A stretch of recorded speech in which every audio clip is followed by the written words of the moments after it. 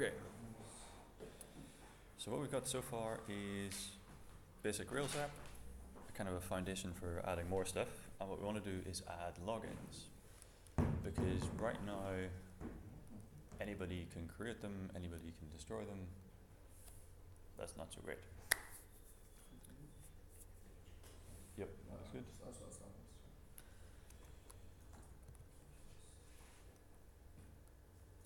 All right.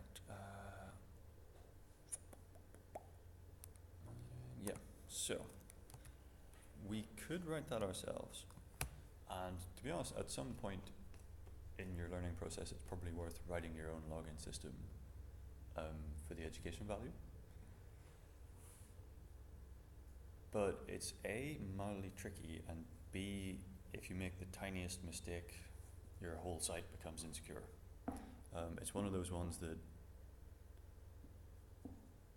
I don't know, every time you hear on the news, like Vodafone got 3 million credit cards stolen, and then, I don't know, it was like 2 or 3 years ago, the Sony, basically the entire PlayStation network got hacked like every day for a month because all of their login systems were rubbish. So every time they thought they fixed one, there was another problem somewhere else. So login systems are quite difficult. Conveniently, we have this gem, and it was one of those links in devise, or in Slack, and it's called devise. And is this working?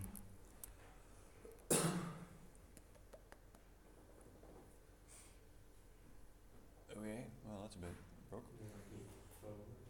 Alright, and so again, devise is one of those things that one person wrote and then went, let's let other people use it, and then the community kind of settled on it, and because the community settles on it, they get lots of feedback on what things are broke, everybody tests it, people give them, will help them with the code, and yeah, basically it's one of those things that the more people use it, the better it gets. People will even write like plugins for connecting it to like Facebook logins and yeah, crazy stuff. It's very configurable. So on the one hand, so the catch with off-the-shelf stuff is quite often it won't work exactly the way you want. And that's quite often the trade-off of, I can have this thing, it will save me hundreds of hours from writing it, but I have to I can only do what it will let me do. Devise is pretty good at that actually. It does almost everything you could conceivably want to do. It maybe won't let you do absolutely everything, but it's close enough that you get something worthwhile out of it. Quite often what happens is someone will publish a gem, say, hey, there's this cool thing to let you do stuff, but it's not flexible enough so nobody uses it. Alright, but how do we use devise? So if you head down to the getting started section,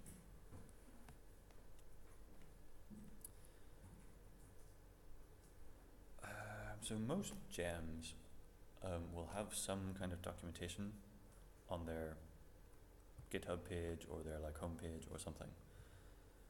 It does enormously vary. For example, I've got one somewhere.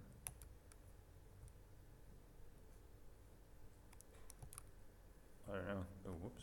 Oh, what? Okay, maybe not. I don't know. This is something I published. This is the documentation. That's it. You get like 3 paragraphs of clues. So sometimes the documentation is literally non-existent. So it really varies. But to be honest, that's also kind of when the community chooses to use something or not. That if there's no documentation, no one uses it. If there's really good documentation, lots of people use it. Or they create it. Okay, so devise is pretty good. Where's this gone? What was I talking about? Yeah, so they even link out to other tutorials as well, which is handy. I'm going to kind of run through it quicker and just pick out the interesting bits. And there's kind of 4 main steps. Is these some of these highlighted ones? I'm going to pick them out, and I think this one. So I'm going to pick them out for you as we go along. So first one, we need to install it in the first place. And for that we use the gem file. So if you head to your gem file and down at the bottom, well actually I would go roughly after the sdoc one. And I'll come back to Y in a second and just put in gem device.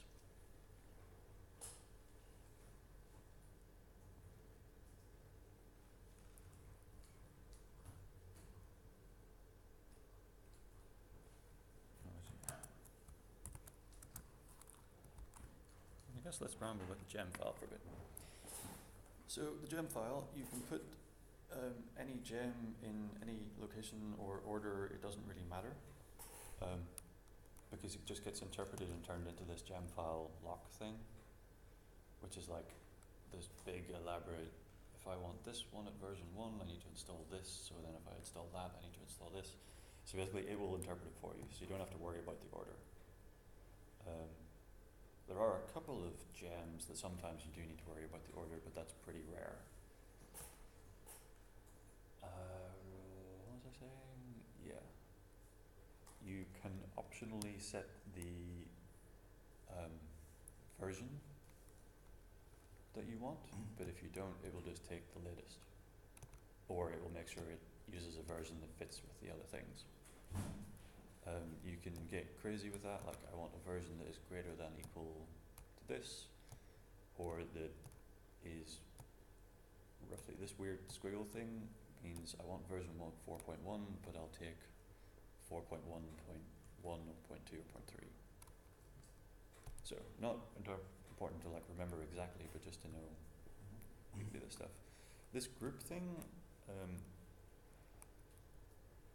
we don't really use it a lot until later, but it's like you can later on say I want to install everything except development or except test. So for example on your live site you don't really need to bring in the testing gems because by that point you should have already tested it. So later on we can say get rid of those. But again, something you don't really use so much, and when you need it you'll end up figuring out what it does. But yeah, it's just a group. I think that's about everything. Obviously the syntax is gem space and then a string with a name. You can, so it downloads them all from this website. You can use a different website if you want, but yeah, there's not so much point. It's pretty trustworthy. Briefly speaking about trust, anybody can publish a gem, and a gem can contain any code, so it's kind of up to you to decide whether you trust it. The Rails gem, for example, I'm gonna trust because, okay, can't not use it. But if it's some like weird, obscure thing that somebody wrote that no one else is using, you kind of have to decide for yourself. It can contain any kind of code, right? Yes. You download just exactly. You can look inside it and see the code, but actually, will this work? Rails. No, okay, never mind. So you can, when you fiddle with stuff, look in the code of each gem. So if you really wanted to, you could check. Are they doing anything crazy? But it'll be like 10,000 lines long, so no one does. But for the most part, all of like the popular common ones, because they're so public, like if somebody put a virus or something into devise, someone would hopefully notice. Alright, but long story for another day. Okay, so we put it in the gem file. We still need to tell it to kick it off. So I recommend killing your server with Control-C and doing bundle install. Although again, bundle install and bundle do the same thing. I should hopefully download. It might take a little second for you guys. Oh, there was something important there. Oh yeah, so the Rails server will generally notice when you change files. So remember we had the Sinatra reloader thing? It has its own similar thing, which is more reliable, to be honest. So if I change a controller, it'll notice immediately. So there's a few things that it doesn't, and the gem file changing is one of the things that it doesn't know to reload. Actually, I'll just write that down as well.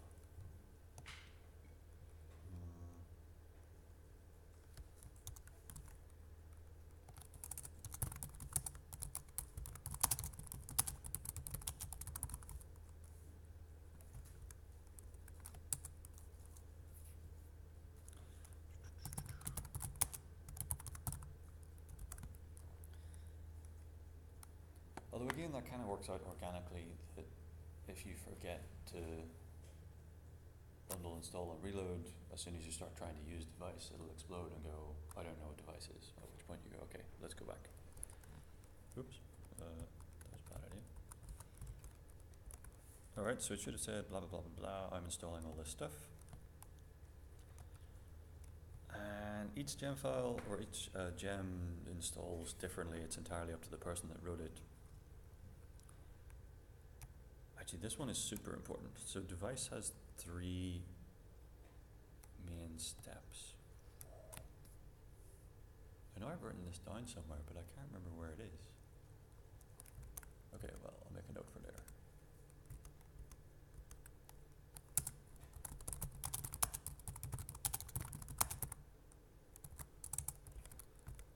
Okay, so there's 3 steps. I'll write it down again. And the first one is to really install it. It needs to generate some files to make itself work. In this case, basically, it's the config file. Most gems don't really need this step. Some do. Carrier Wave does as well, the one we're going to use in a minute. But I don't know, the Twitter gem doesn't.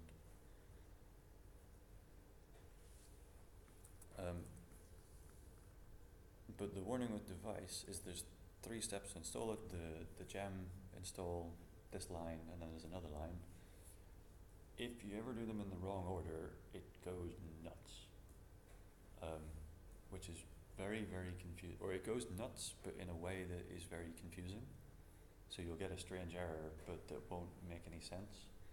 So make sure you follow them in the right order, or crazy explosions happen. Oh crap, I'm in the wrong one. Never mind.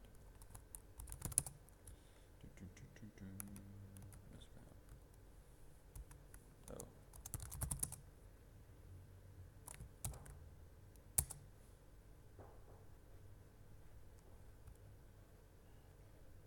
Alright, so you should see it print out create, and then a bunch of stuff that looks like an error but isn't an error, it's just like some handy hints. Good point. Which we'll maybe come back to in a bit. I'd actually recommend opening a new tab at this point and having your real server in the other one, because we might come back to this. And the other time when you want to reload stuff is generally anything in config. So the reloader generally doesn't pay attention to the configuration files, because they tend to be very low level, gonna change everything type stuff. So I think it just doesn't even bother trying to do that. Okay, so in one tab we should have real server running, in the other tab we should have device has just installed stuff. Which brings us to the third thing. Oh no, that's right. Rails generate device user. And this is the one that's a little bit crazy. So the first one was just telling it like create the device settings file.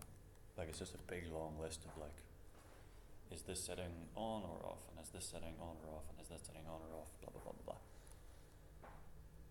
And it's all the stuff like, I don't know, should they be required to confirm their email, and are they allowed to, like, how many times can they fail their login before they get blocked? It's just a big file with all this stuff.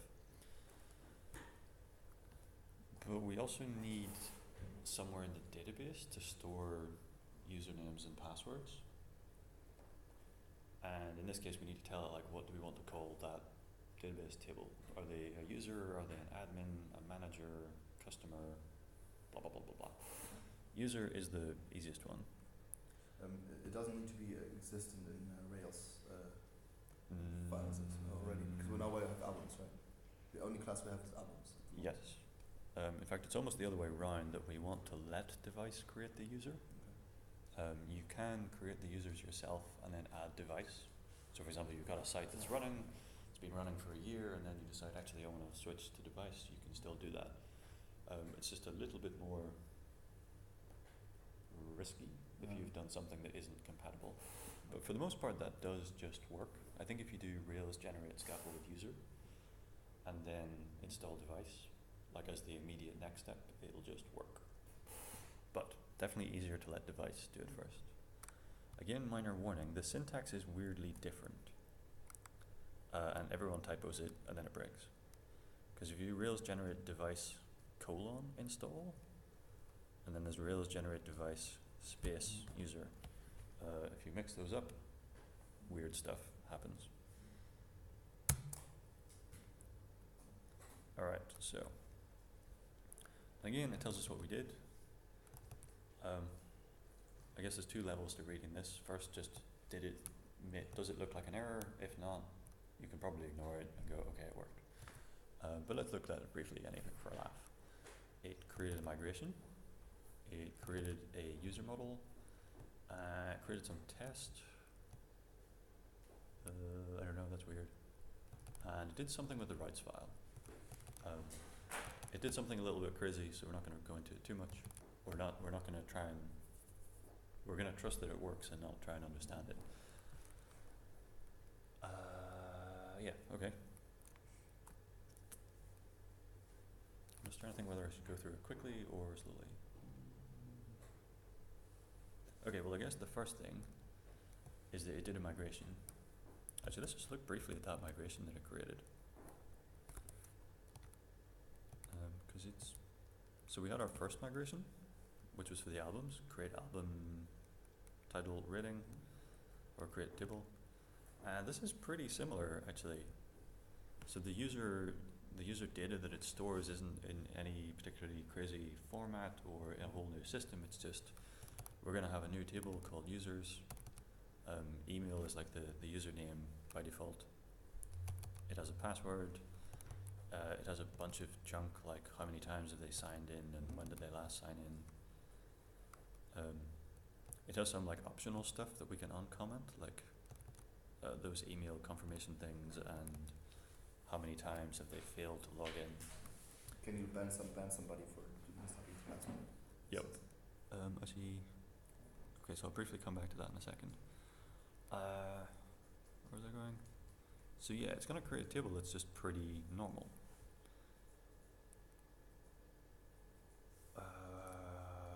Yep. Okay, so let's let it run. Let's do rick db migrate again. Oh, that's bad. It will always try to migrate all the migration files. It will migrate any that you haven't done. Yeah, so it looks through each migration in the list and goes, have I done this one already? And if it has, it just goes nope. Until it gets the one that it hasn't done and then does it. So yeah, it'll do all of them, but only once. I have a weird crazy error, so I need to just check something.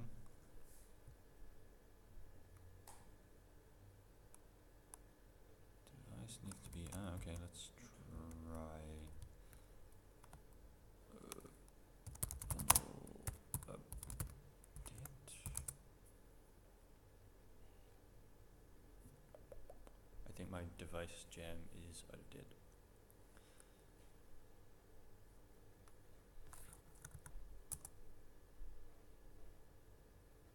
Okay, cool, we're good.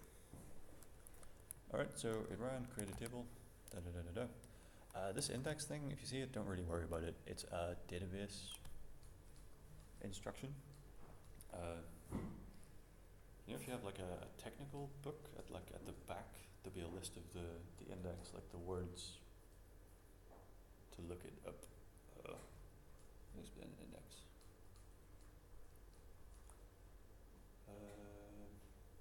Yeah, okay, you have a big book, and at the last pages there'll be like a list of all the topics and what pages those topics show up on. It's like a way of quickly finding it. And an index is kind of the same thing. It's like telling the database, like, I'm going to be looking up this email thing a lot, so can you like look at that column and make a super quick version? So you end up with like the real column and then like a summary version that it can like just scroll through really quickly. So it doesn't load all their like last login timestamp or whatever. It just looks at email. Yep. Like it ignores other fluffs. Exactly. And again, it's one of those things. It's not at this point important to know how it works. You can totally live without indexes. It's to make stuff a little faster. Okay, so what have we done? We have installed it, we've done reactive migrate. I think at this point we're ready to go. I think we need to restart the server again. I don't know, just to be on the safe side. And what next? Okay, so the next bit is going to be not terribly confusing, but tiny bit confusing, and then we'll come back and explain it. So we want to go to albums controller, and I need to copy something.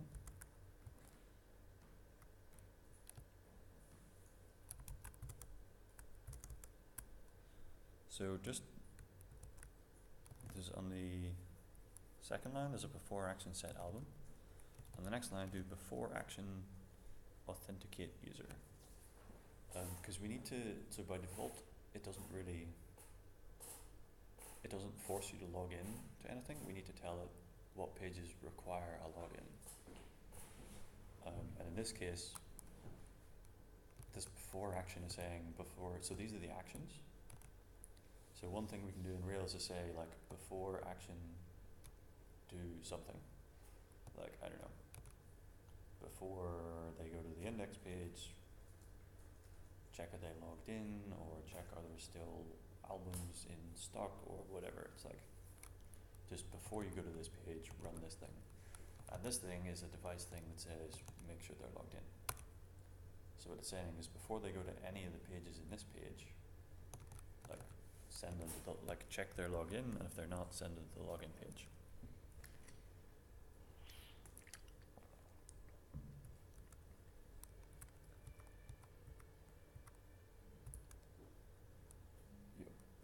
Alright, so if you go to your site and go to albums, it should go, hey, you need to sign in. You probably need to go to sign up actually. And at that point you can just create a user.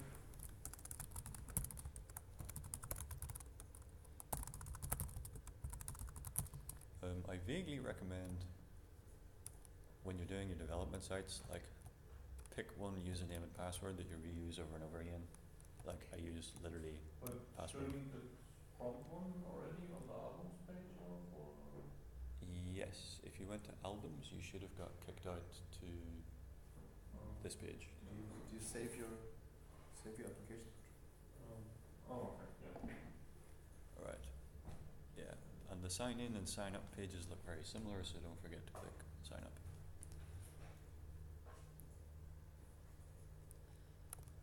So yeah, it doesn't, by default, it doesn't enforce fancy passwords. You can make it enforce it. I think the only thing it enforces is the 8 characters. If you pick, when you're developing, a really complicated password, you will forget it in a day, and then next week you come back to it and go, oh crap, I can't log in to the site. It has no password retrieval mechanism right now. It does, but it's just annoying. I mean, given that you have the database yourself, you can always just change it. Alright, so sign up, number for this site, and it goes, hey, you signed in, dun dun dun, and now I'm allowed. that's like the basic version, really. So right now we're in the albums control. We say every time you access anything with albums, you have to authenticate. Yep. But you can also do that at sub steps if you want. Yes. So actually, yeah, let's do that now. So that's probably overkill saying everybody has to be logged in to see anything. Maybe that's what you want. For example, Facebook. I think you can't see anything at all. But something like Amazon, you're allowed to see the product without logging in. So let's change this to only. Let's call on. Actually, let's zoom in a little. And I guess edit. Yeah. So new. Actually, I'm only going to bother typing in new create. We should also put in edit, update, destroy. Yeah. You get the idea. Actually, okay, I can copy paste. So copy pasting optional. And what that is now saying is run this before action, but only run it on these pages. So if we go to index, it never even runs this code in the first place. And so that's effectively meaning you could have to be logged in to create one and update one and edit one, but you're allowed to view them.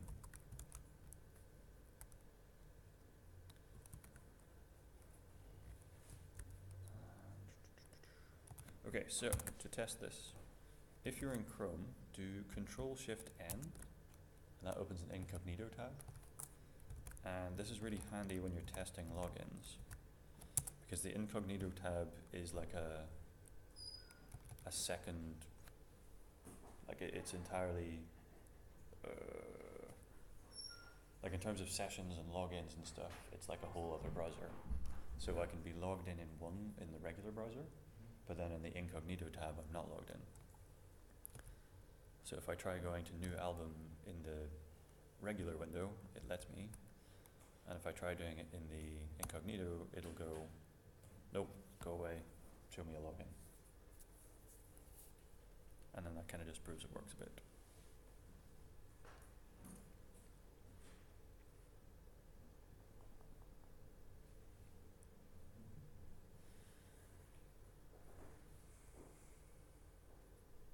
Alright. I think next bit I'm just going to fiddle around with some neat stuff to show. So it's not really anything huge. One is it would be nice if we could see who I'm logged in as, which device conveniently has a helper for. So if you head to application layout,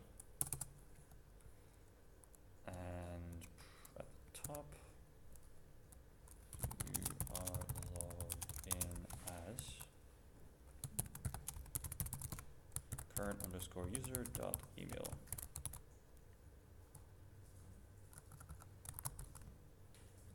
Actually, no.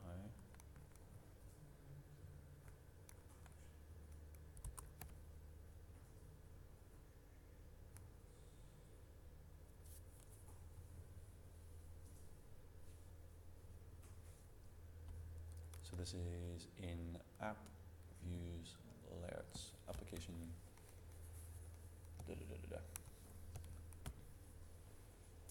And so current user exists because device is installed. It's like, it's not magic, but it's just a thing that it is part of device really. You can call it pretty much anywhere. So in the views, in the controllers, there's places you can't call it because it doesn't make sense, like in the migration, there is no login during the migration, so it doesn't make sense to even have it. And it gets you the user object.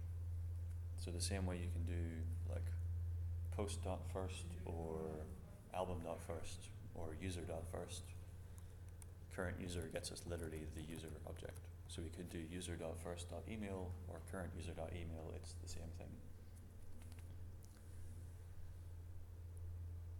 Okay, so it will half work So if you go to when you're logged in, you should see who you're logged in as. Downside is it's gonna break on the not logged in one. And I'm gonna leave that as a trick question for you guys. So we're not logged in. What just happened? Well, the current user email is nil, it says, because, yeah, there's no current user. Exactly. So we tried to ask the current user what is his email, but if we're not logged in, the current user is empty, so we just asked like an empty box, what is your email? What we can do, and this is temporarily scruffy, I'm going to do a nicer version in a second. If current user dot present, actually, yeah, let's do it this way. We'll do it the slightly messy way and then improve it in a second. And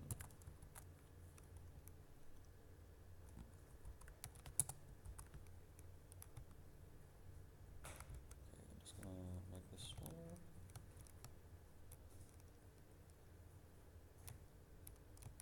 So hopefully it now doesn't explode if I'm not logged in. And this is a moderately common pattern. It's actually one of the more difficult things to solve in programming of like, how do you deal with stuff being empty?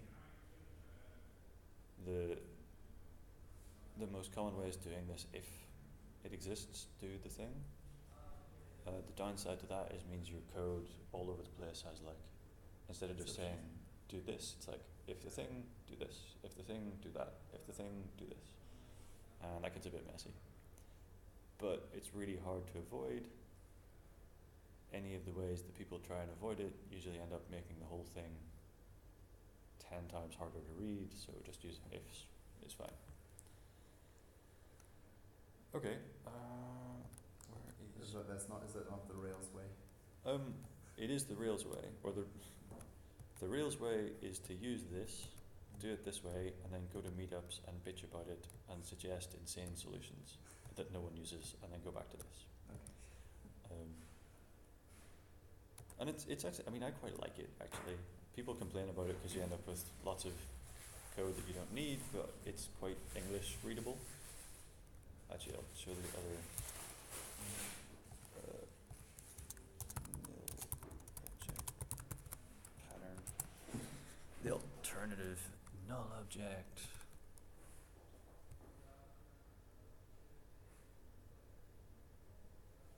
Can I find an example?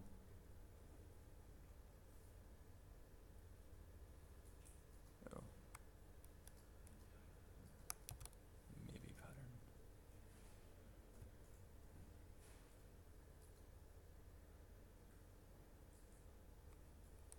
You end up getting strange stuff like this, like get me all of this or make a nil thing. Anyway, weird stuff. Long story.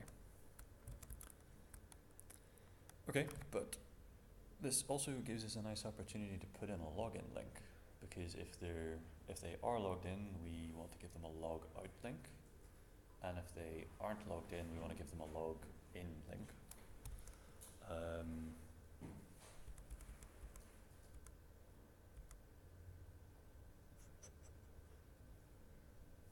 Which one is this? There's too many things. Okay, it's not that one, it's not that one.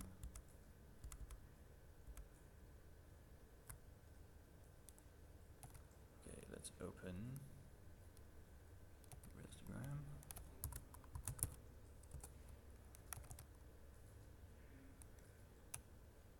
Alright, I'm just going to cheat actually and copy paste it.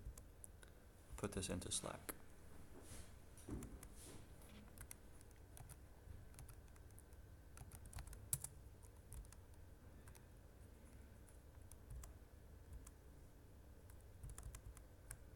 So take that thing from Slack and replace the thing. Ooh, actually. Yeah, replace the entire thing we just wrote. We previously had if current user dot present. This thing uses if user signed in, which is the same thing. But it's a bit more readable, so I think actually that's the better one to use. And again, this is what I meant by like the Rails, let's try and be readable English philosophy. That we could do if current user dot present, or we could do if user signed in, and from a like, as far as the processor is concerned, that's the same code, like it's doing the same check, but this is much nicer to read. That like, again, even if you don't know programming, if the user is signed in, you are signed in, else link to login. You could show that to someone who's never programmed and they'll at least vaguely like get the gist of what is happening. Like somehow there's going to be a link to login if you're not logged in. Okay. And so we still have you're logged in as and current user email. The new bits are the link to logout and link to login. And remember yesterday there were these path helpers? So instead of us typing out the URL, we asked the routes file where should I go? Like what is the URL? So if you just take a snapshot of that in your mind, if you are logged in as link to logout, and I go to the site, actually let's do source. I have a link, logout, going to user signout. And that's also where this is quite neat, that I don't have to figure out what device URLs should look like. Because actually this data method delete thing is quite important, without it, it breaks. But if I have to figure that out for myself, it's kind of annoying. But it's much nicer when I can just say, like, hey, give me a link to the logout thing. Admittedly, this one is one of the more complicated ones because I need this method delete, which is a bit of a Rails magic thing. So temporarily, don't worry about it. It does delete links differently. But in general, we just say, give me a link. The text should be login, and the URL should be this.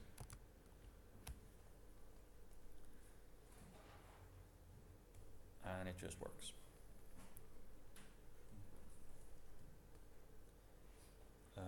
I'll briefly talk about how we find that actually. If I can find my terminal. So if you go to your terminal and run rec routes, you'll get a bunch of stuff printed out.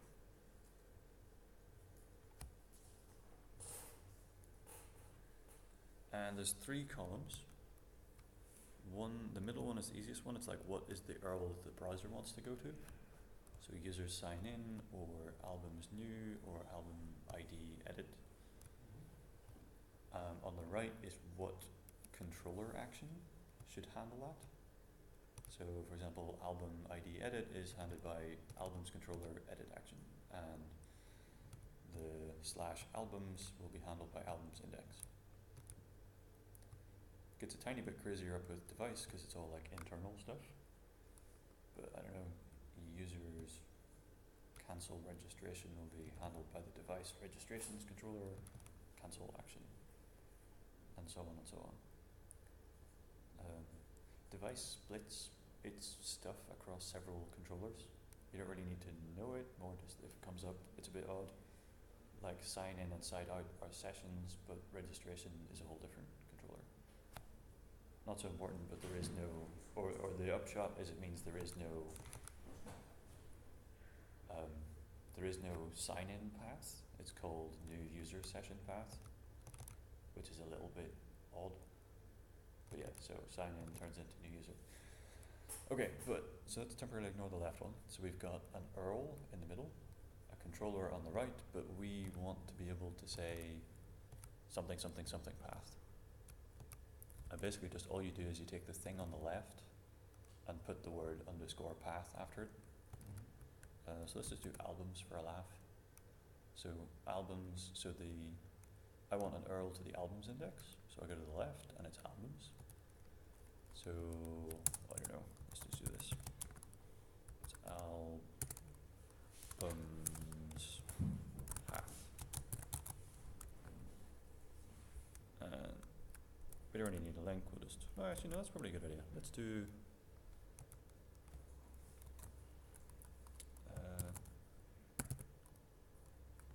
actually, okay, so quick, actually I'm gonna do two things. If you guys just do the second one, link to,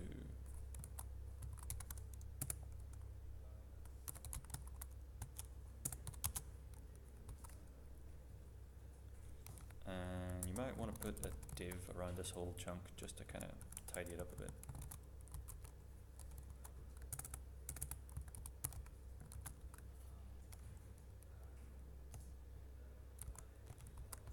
So you guys only need the link to albums, album path. I'm printing out the album path on the previous line just to kind of prove that you can use it outside the link to.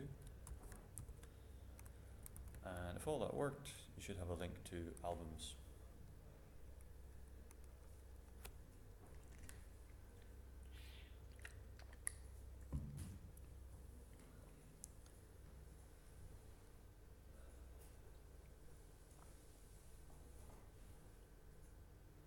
And yeah, I guess, so it wasn't so obvious when you're just doing the albums why this is useful, because you know it's slash albums, that's not a crazy URL, but something like the device, sign in, sign out, user password, those are the ones that they're starting to get complicated, like user slash password slash edit.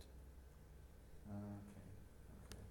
So it's like it's kind of like href, and then actually it's kind of reversed, like where it goes, albums path, and then the name or the label is in the middle in this case. Let's do another one. Let's do a manual one. Featured album. Oh, I'm doing this wrong.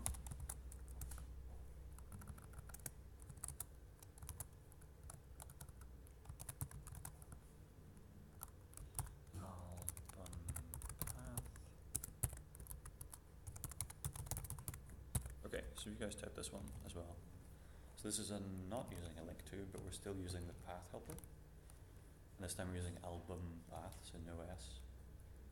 And telling it, I want a link to the first album. Oh, crap. We need the Ruby tags, which I forgot.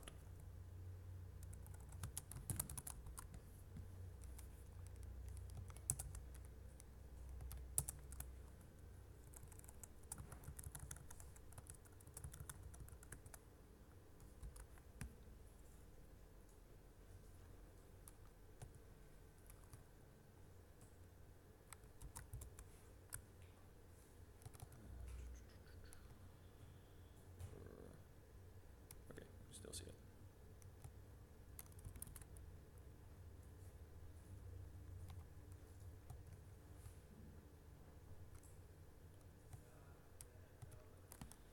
And the end result, when I look at the browser, is pretty much identical. In fact, or obviously the URL is different, but the HTML pattern is exactly the same. It doesn't matter whether I use link to or manually do the ahref. They both come out the same. And yeah, so with link to, the first one is like what is the text inside, and the second thing is what should the href be. Right. It's a bit the other way around. Like Yeah, it's like in like a different order. And then like the stuff in quotation marks actually in the first one it's the link, or the name is in the quotation marks. Yeah, it's like The what is second the one, text, the name of the link. Label. So yep, you can do either. I don't know, the link to is a little bit nicer, but sometimes the other one is more flexible. But it's probably good to stay within one style. Yeah, Okay. or it's more that there's some of these tags, so there's a bunch of tag helpers and some of them are more useful than others. Like there's an image tag helper, which I never use because it's not any clearer than just writing an image tag, so I just write an image tag. But in this case, the link to is a little bit better than the ahref thing. But yeah, you basically pick whichever makes it most readable at the time. Okay. Okay, so what do we got?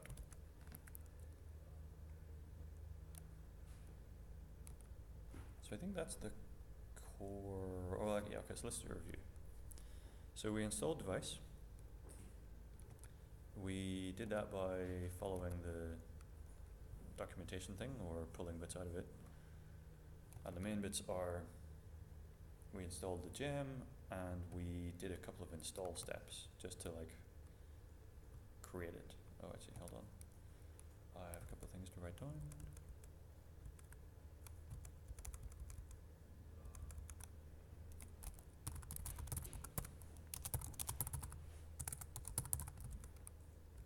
Okay. Yeah. So we followed some steps on the thing. We will come back to them, or I'll write them out in more detail. Basically, it's like install and generate the model to give it somewhere in the database to store the user data. Once we have devise installed, we needed to tell it what do we want to restrict. In this case, we picked the album controller and told it only on the new create and edit and update destroy. And pretty much after that, we just added some extra user interface stuff like links. One thing devise doesn't do that you either need to do yourself or install another gem for, it doesn't have any concept of permissions, like you're either logged in or you're not. So if you want to say that like only managers can edit blog posts, or you can only, like on Facebook, you can only delete your own pictures, you can't delete other people's pictures. Mm-hmm. It by itself doesn't enforce that, you have to write that.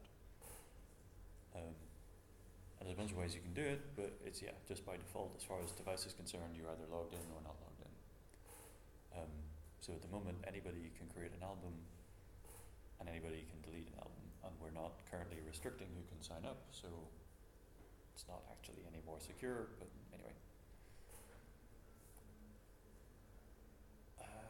Actually, I just got a quick you know I won't. Okay.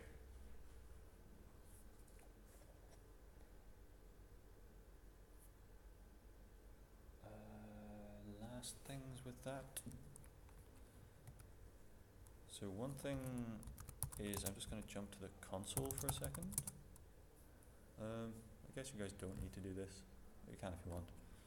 But this user, so devise in the database. Actually, I'll open the database for a second. Actually, more writing down.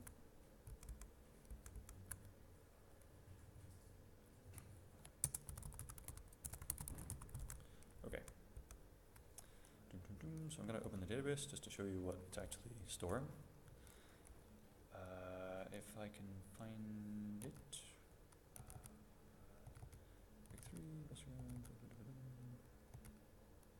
Oh, one thing you will notice if you ever try and open the database in this Firefox thing, it expects them to be called .sqlite. Rails calls it .sqlite 3, so you always need to remember to do this all files thing, which is kind of confusing. But otherwise it's still the same thing. So I have an album table with ID, title, rating. I have one album with title hey, rating 8, created at blah blah blah. And again, if you didn't know what, like if you're only looking at the database and didn't know about devise, this looks quite similar. I have a user table, I have one user, he has an email, he has an encrypted password, and a bunch of stuff. Last sign in, current sign in, all that kind of thing. One thing that's neat that devise does for you is it encrypts the password, which is super useful. Because if anyone ever steals your database, they don't steal all your passwords, which is what, yeah, that kind of happens a lot. Well, actually, usually what can happen is if a hacker can figure out a way of like reading data from your database, they can read the admin password and then log in as the admin and do everything. at least this way, if they manage to read the password, they can't do anything with it. And the password thing is a little bit crazy. We may or may not ever get around to explaining how that works. Probably not, because it's a bit advanced. But it's neat, and that's kind of the joy of using devise. That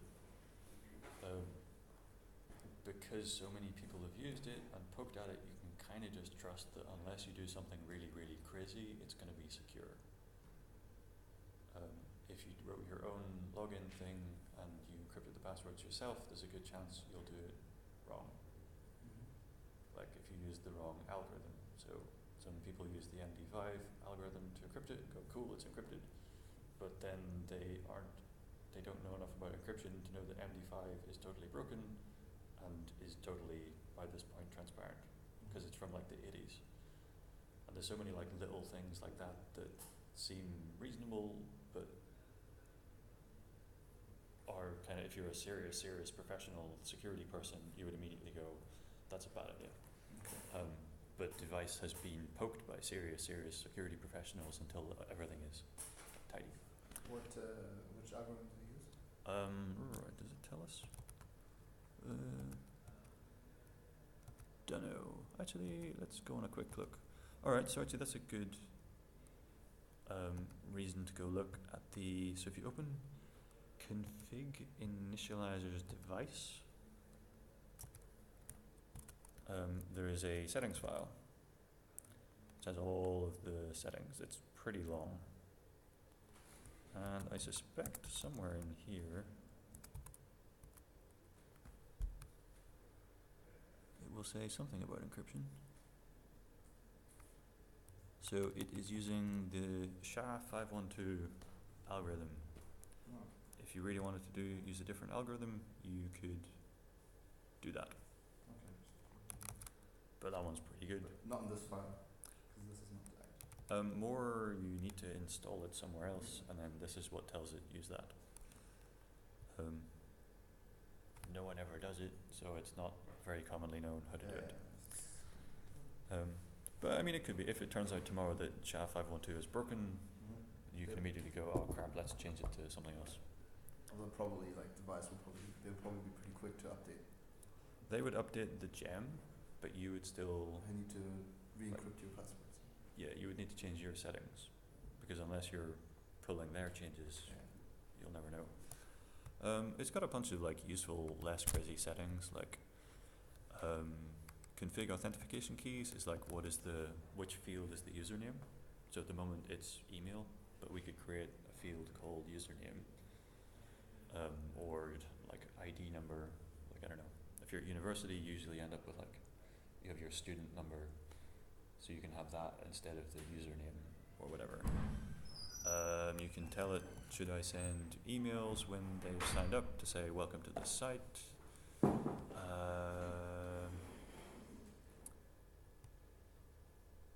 You can do, what can we do? We can say things like, do they need to confirm, like you get sent an email to stop spammers to send an email to say click here to confirm your account, and you can do a whole bunch of stuff like how quickly must they click it. Okay. And you basically, but you change only the non commented out stuff, of course. Yeah, or the commented ones I think are like, what is the default? So let's pick something like the config remember for 2 weeks. So I think it will by default remember for 2 weeks, and if you uncomment it and change it, now it's taken the new one. But basically you just uncomment the thing and change it. Okay, but that's not currently active, which is why. I think it's active, but behind the scenes. Or behind the scenes there is another setting, config rememberable options. Because it seems to, I mean, like the not comment out stuff, like config password length. It shows clearly in the mask we have to have at least 8 signs. Probably if you put 129, it will probably break. I'll probably tell you no, you can't do it. No, it should change it. Let's It do an experiment. it seems actually active, right? Yes. That's what it is. I'm not really sure why some are. Oh wait, hold on. Just give me a second. That would be noted.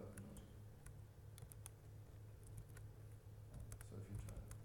Okay, so I think it still. If you took it out, I take it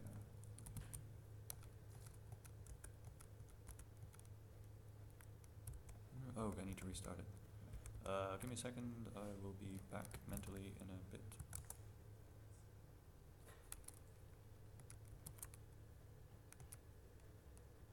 Yeah. Okay. No, so I can change the. So I changed config password length to 10. I needed to restart the server, and now it goes, hey, minimum is 10. Okay, that's the default. So. Yeah, I don't think it really.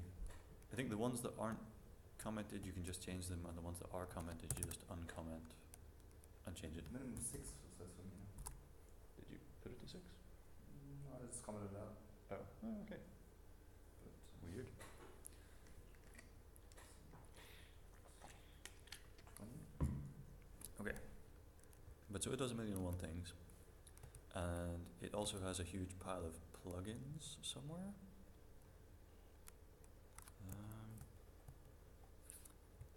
Composed That says nothing. extensions. Yeah, so it has a bunch of extensions if you ever want to do something crazy. I don't know, different encryptions, different mailing lists, in connecting it to, I don't know, sending invitations or last seen, like the Facebook last login thing. You can add two-factor, you can like hook it up to the Gmail authenticator. So they have to have like a, oh, does this work? I don't know, have you guys seen the authenticator? With mobile. Yeah, so if you want it to be really secure, so this is like just an example of a plugin that somebody else wrote. So it generates a new number every 60 seconds. So I can tell the device that like, okay, they must have the username and password and this number, and it'll all be valid. And someone else has written that, which is quite handy. Well, I don't know, there's a huge pile of stuff. Or things like PayPal. So you can use the like Facebook login thing instead of a username and password, but there's different providers for that. Okay, anyway, short version, huge pile of features. You can configure to do a million and one things. But I think that's about it. So I think I actually might take a break here, because we're kind of halfway through. Okay, well then, are there any device related questions, login stuff? Did any of that not make sense? No, so. Okay, so let's take a break.